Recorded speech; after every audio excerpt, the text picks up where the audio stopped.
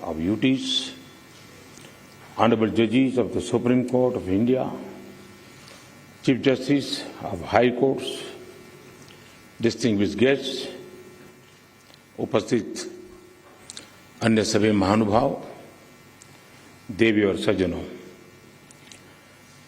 राज्य के मुख्यमंत्रियों और हाई कोर्ट के मुख्य न्यायाधीशों की ये जॉइंट कॉन्फ्रेंस हमारी संवैधानिक खूबसूरती का सजीव चित्रण है।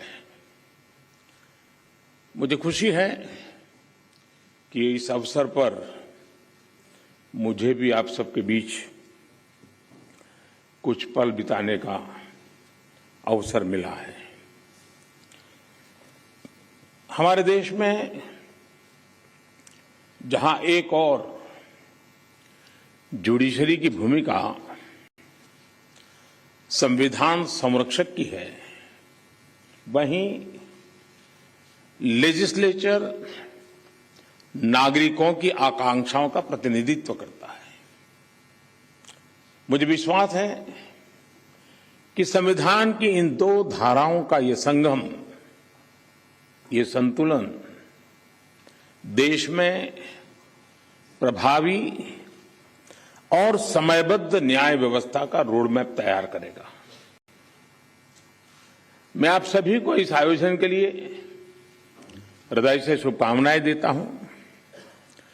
साथियों, मुख्यमंत्रियों और मुख्य न्यायाधीशों की ज्वाइंट कॉन्फ्रेंस पहले भी होती आई है और उनसे हमेशा देश के लिए कुछ न कुछ नए विचार भी निकले हैं। लेकिन ये इस बार ये जो आयोजन अपने आप में और भी ज्यादा खास है। आज ये कॉन्फ्रेंस एक ऐसे समय में हो रही है जब देश अपनी आजादी का अमृत महोत्सव मना रहा है।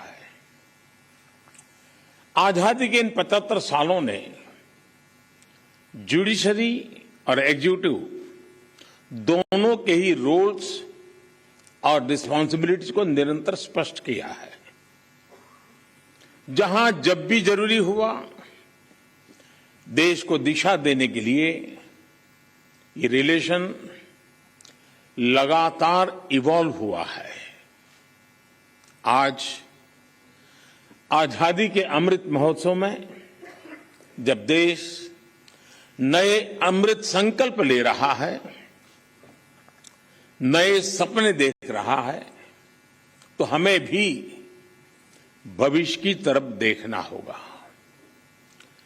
2047 में जब देश अपनी आजादी के 100 साल पूरे करेगा, तब हम देश में कैसी न्याय व्यवस्था देखना चाहेंगे। हम किस तरह अपने जुडिशियल सिस्टम को इतना समर्थ बनाएं कि वो 2047 के भारत की आकांक्षाओं को पूरा कर सके, उन पर खरा उतर सके। ये प्रश्न आज हमारी प्राथमिकता होना चाहिए। अमृत काल में हमारा विजन एक ऐसी न्याय व्यवस्था का होना चाहिए जिसमें न्याय सुलभ हो, न्याय त्वरित हो और न्याय सबके लिए हो। साथियों, देश में न्याय की देरी को कम करने के लिए सरकार अपने स्तर से हर संभव प्रयास कर रही है। हम जुडिशियल स्ट्रेंथ को बढ़ाने के लिए प्रयास कर रहे हैं। जुडिशियल इंफ्रास्ट्रक्चर को बेहतर करने की कोशिश चल रही है।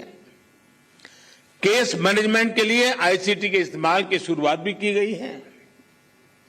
सबऑर्डिनेट कोर्ट्स और डिस्ट्रिक्ट कोर्ट से लेकर हाई कोर्ट तक वैकेंसीज को भरने के लिए भी प्रयास हो रहे हैं। साथ ही जुडिशियल इंफ्रास्ट्रक्चर को मजबूत करने के लिए भी देश में व्यापक काम हो रहा है। इसमें राज्यों की भी बहुत बड़ी भूमिका है। साथियों, आज पूरी दुनिया में नागरिकों के अधिकार के लिए, उनके सशक्तिकरण के लिए टेक्नोलॉजी एक इंपॉर्टेंट टूल बन चुकी है। हमारे जुडिशियल सिस्टम में भी टेक्नोलॉजी की संभावनाओं से आप सब परिचित हैं। हमारे ऑनरेबल जजेस समय समय पर इस विमर्श को आगे भी बढ़ाते रहे हैं। भारत सरकार भी जुडिशियल सिस्टम में टेक्नोलॉजी की संभावनाओं को डिजिटल इंडिया मिशन का एक जरूरी हिस्सा मानती है। उदाहरण के तौर पर ई कोर्ट्स प्रोजेक्ट को आज मिशन मोड में इंप्लीमेंट किया जा रहा है। सुप्रीम कोर्ट ई कमेटी के मार्गदर्शन में जुडिशियल सिस्टम में टेक्नोलॉजी इंटीग्रेशन और डिजिटाइजेशन का काम तेजी से आगे बढ़ रहा है। मैं यहां उपस्थित सभी मुख्यमंत्रियों और हाईकोर्ट के सभी चीफ जस्टिस से भी आग्रह करूंगा कि इस अभियान को विशेष महत्व दें, इसे आगे बढ़ाएं।